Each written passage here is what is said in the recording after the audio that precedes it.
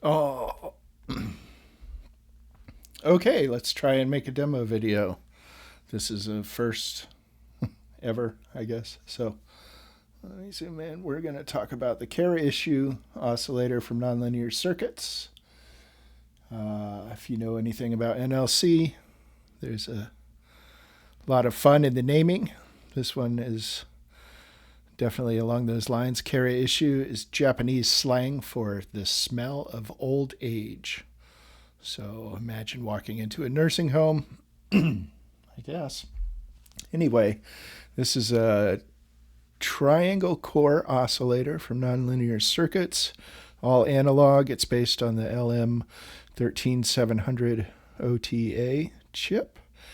And let's see, it has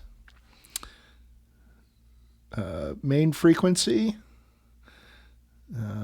Well, first of all, you've got simultaneous outputs of square, pulse, triangle, and sine. It has volts per octave input, frequency CV input, pitch width modulation input for the pulse width, FM in, and FM CV, which is like a VCA input to control the amount of frequency modulation gain that is available. This oscillator is all about FM modulation as well as self-modulation. You see the self-modulation knob there. If you turn that up in conjunction with the FM gain, it feeds back internally, and this triangle and the sine wave do a wave shaping morph into pulse widths, pulse waves. So yeah, pretty versatile. It excels at making interesting timbres that are great for sound design. It will track volts per octaves fairly well. You can get about 5 octaves of decent pitch tracking out of it. It's definitely not precision like a digital oscillator, or even as good as a SEM 3340 type oscillator, but it is great at what it is made for, and that is frequency modulation, feedback, and some noisy craziness in the timbres. Start off, let's just listen to the regular wave outputs. There's a triangle, sine, nice full square wave, and the pulse, which will go down to 0 width.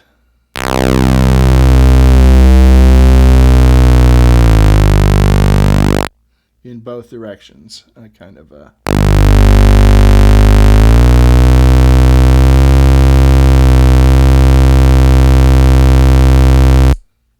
bump the frequency knob there while I was trying to adjust the pulse width. So like I said, the pulse will go fully hot and or gate high with no oscillation below, and also fully gate off with no oscillation above.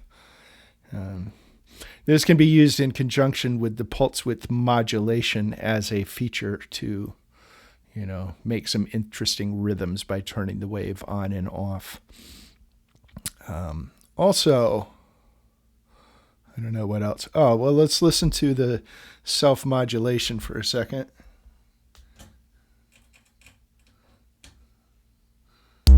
Do our triangle wave out. Self-modulation by itself is nothing because we have to turn up the FM gain. I'm just going to give it a little bit. You can hear as I turn this up.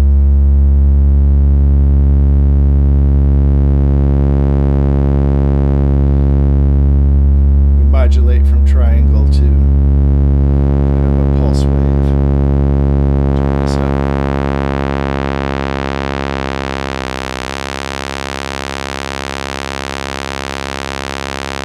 And you notice as I turn the gain kind of drying it out, it does have an effect on the pitch of the oscillator overall. So if you want to dial in a timbre first and then tune it to use it for volts per octave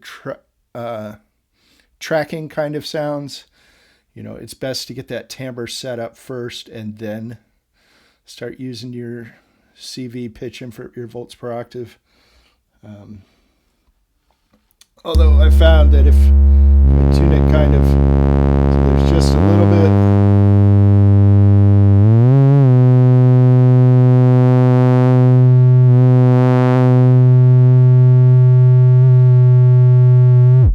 just a little bit of the gain, I can get a decent wave shaping thing to happen without affecting the pitch too much. Another interesting feature about Kareishuu is that it runs in audible range. It goes all the way up out of our scope of hearing, but it also goes low enough, slow enough in frequency that you can use it as an LFO.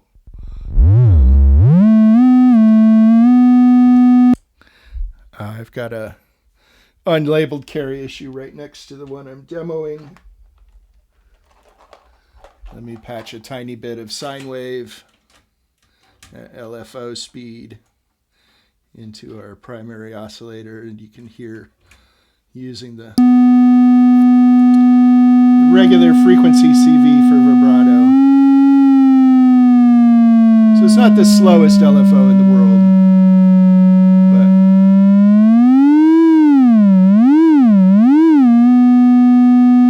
you can use it in a pinch to do nice little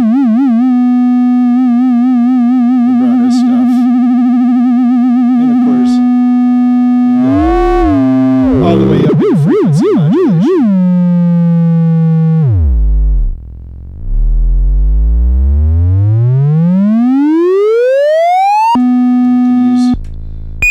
That square wave.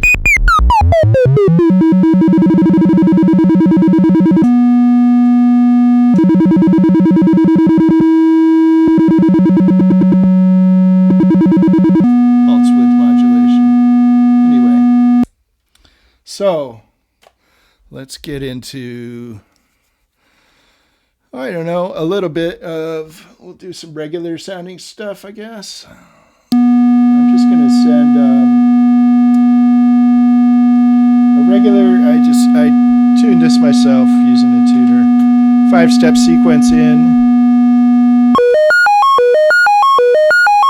You can hear how it's tracking pretty well, staying in tune. And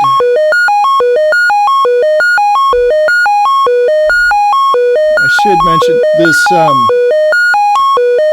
this frequency CV doesn't do a full-on volts per octave tracking like the other one, but you can use a tuner and get, I've got this set up so when I turn it all the way up, it's got another sequencer going into it that'll shift the octave.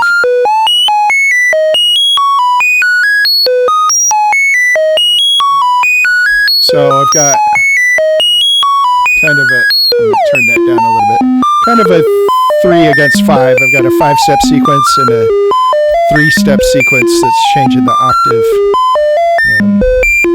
I really like using multiple sequences of different lengths, just to get a little polyrhythmic feel going on. I'm going to send the tempo into the second oscillator, but I'm going to use a clock divider first, so we get 2 steps in each octave.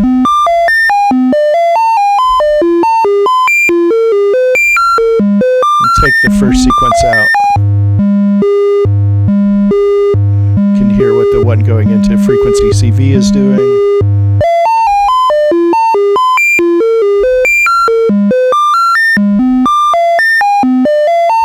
Put some self-modulation to make the timbre a little more interesting.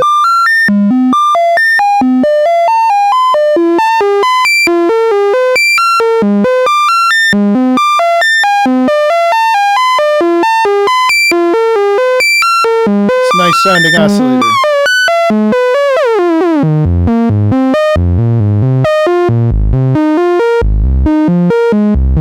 Alright, let's stop it for a second. Now, one of the things about the FM gain and this FM CV input and attenuator right here is that functions as a VCA for the FM gain. So if I turn the regular FM gain all the way off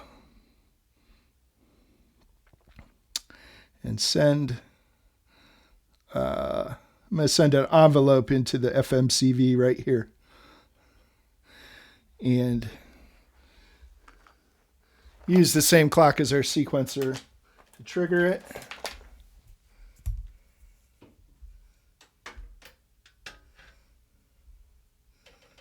What's going to happen is that envelope is going to open.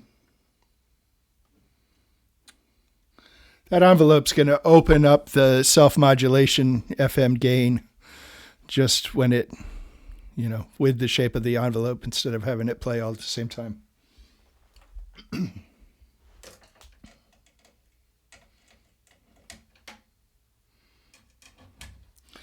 Attenuator will let us decide how much of that to let in. So right now we've just got our triangle wave. I'm going to let this envelope in.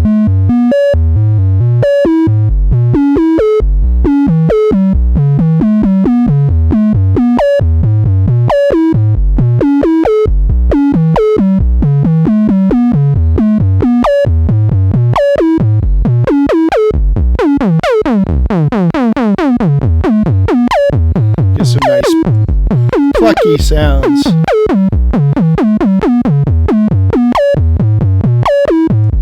You can also add some of this offset FM gain in if I want.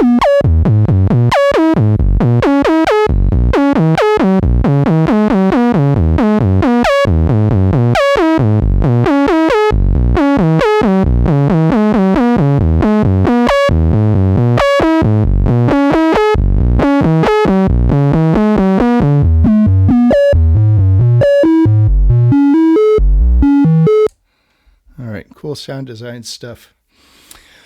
Like I said, the other thing this oscillator excels at is FM tones. So let's take our sequence out. And I'm going to put sine wave in. Turn the self-modulation off. Turn our FM gain up a little. Get a nice bass pitch.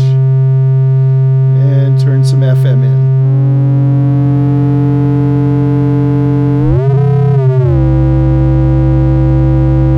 Classic FM. Let's put our sequencer back in.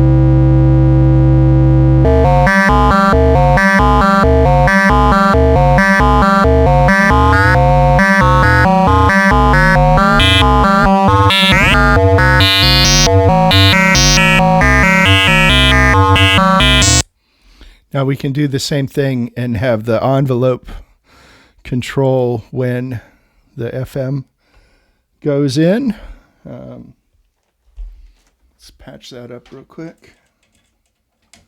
Right here. I'll turn our regular FM gain off.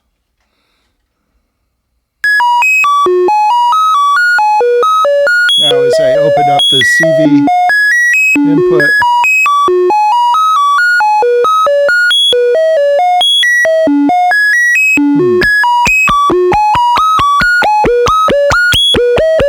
coming in now. Let's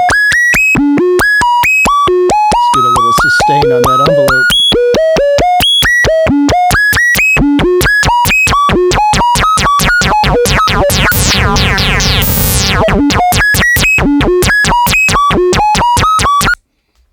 Now obviously that doesn't sound great with the primary VCA wide open, so I'm going to put a copy of that same envelope going into our mixer VCA.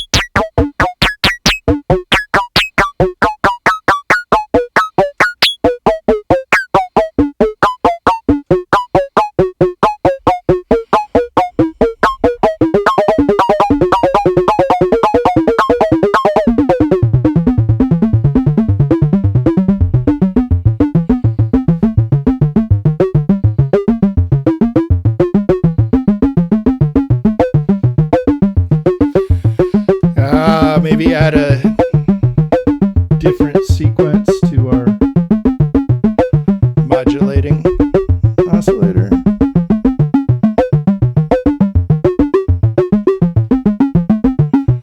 Give it a little variety.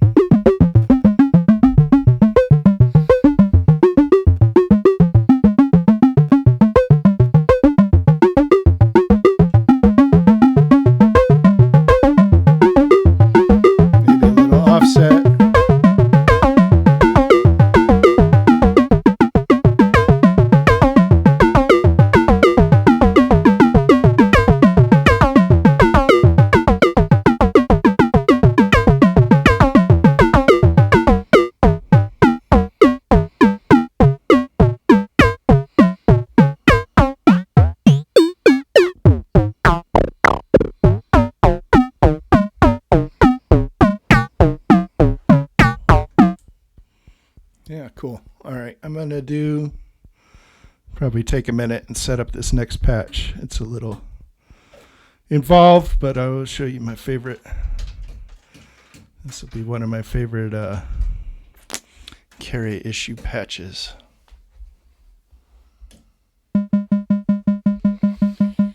All right, so what the heck is going on? What I have is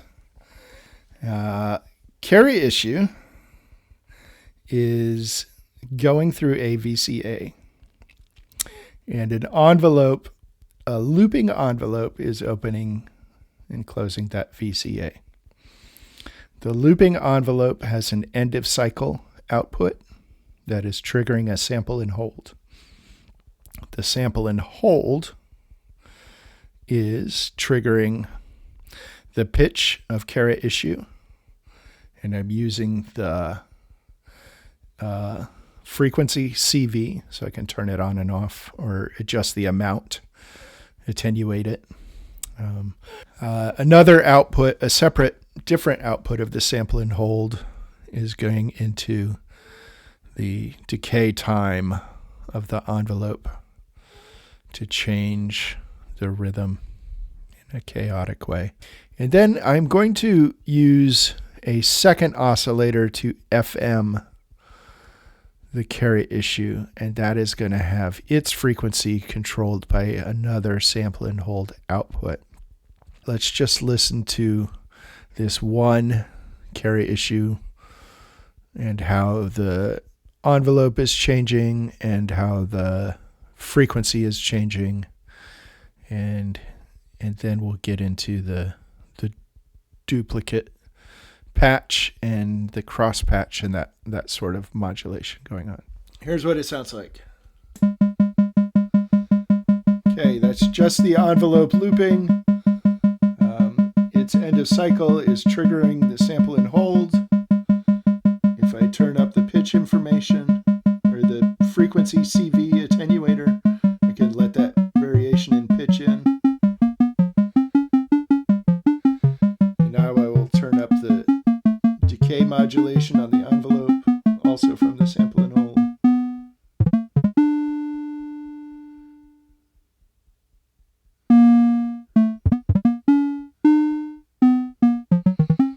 So we get this nice kind of aleatoric pseudo 20th century classical music sound going on.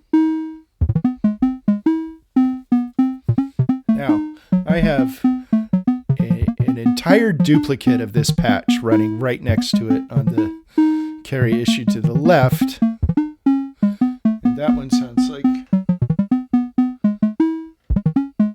basically the same thing. I'll turn up its frequency and its decay modulation.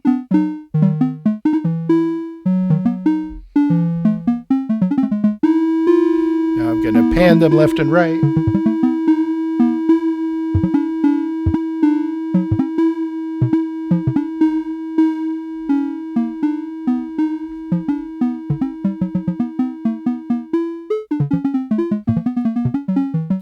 Yeah, and it sounds like they're having a nice little conversation with each other. Now, the other thing I've done is I've patched the sine output from left-hand Kareishuu into the frequency modulation input of right-hand Kareishuu and the sine output of right-hand Kareishuu into the frequency modulation input of left-hand Kareishuu.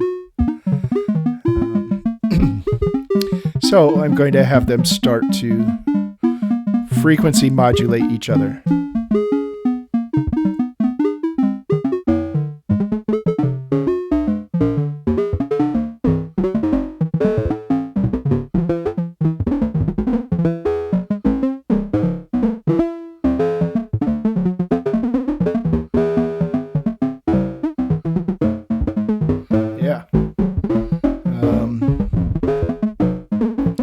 Let's get some copies of these envelopes. Yeah, I don't know if I want to do that. Yeah, why not?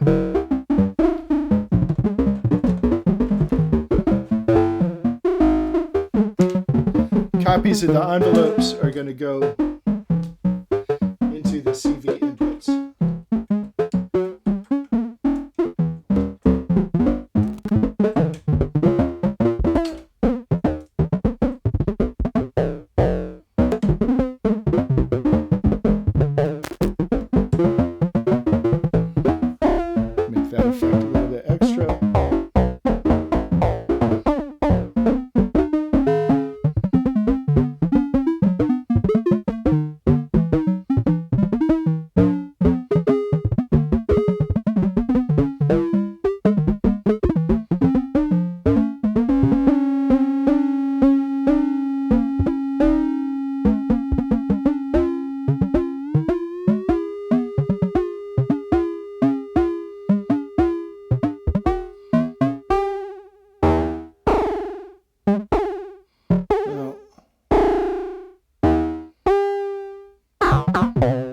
One of the interesting things about Kareishuu and most nonlinear circuits modules is that they don't stop at kind of what would be considered the normal appropriate levels. They usually have plenty of room to overdrive themselves or be overdriven and distort and clip and make unpredictable noises. That's really where their signature sound is at. So if we turn this FM gain up enough and the frequencies get high enough, we'll start to get some really glitched out noise kind of sounds. So let's crank this up a little bit.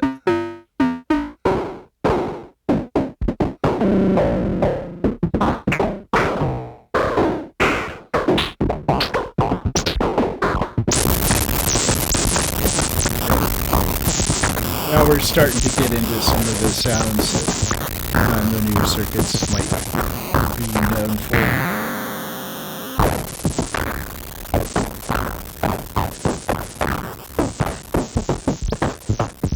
And it's nice if we use signals other than these envelopes.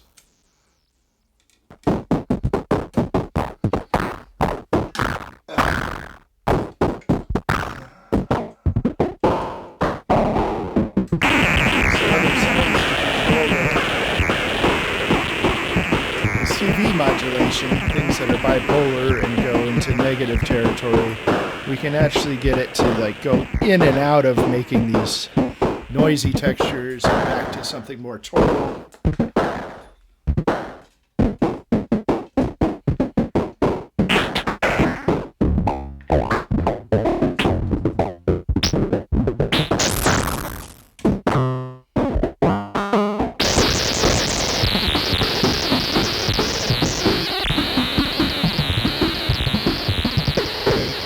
So I'm going to send a couple signals from triple sloths into the FM CV inputs. And it'll take a minute, but you'll hear we get some returns to tonal timbres and then back to noisy ones and so forth.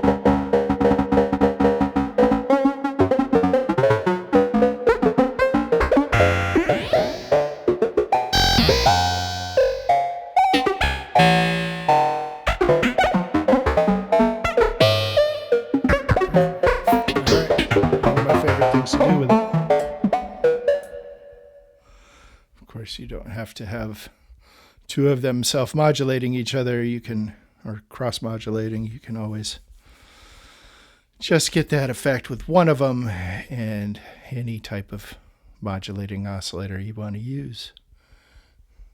All right.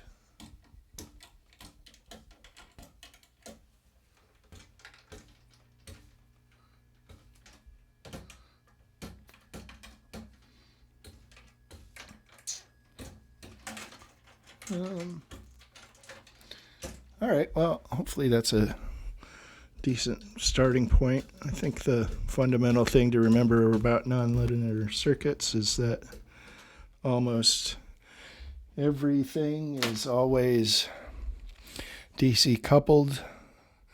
Every input will accept audio or CV rate signals. And really the best thing to do is patch anything you can think of in and out of your nonlinear circuits modules and just see what happens. They're built for it.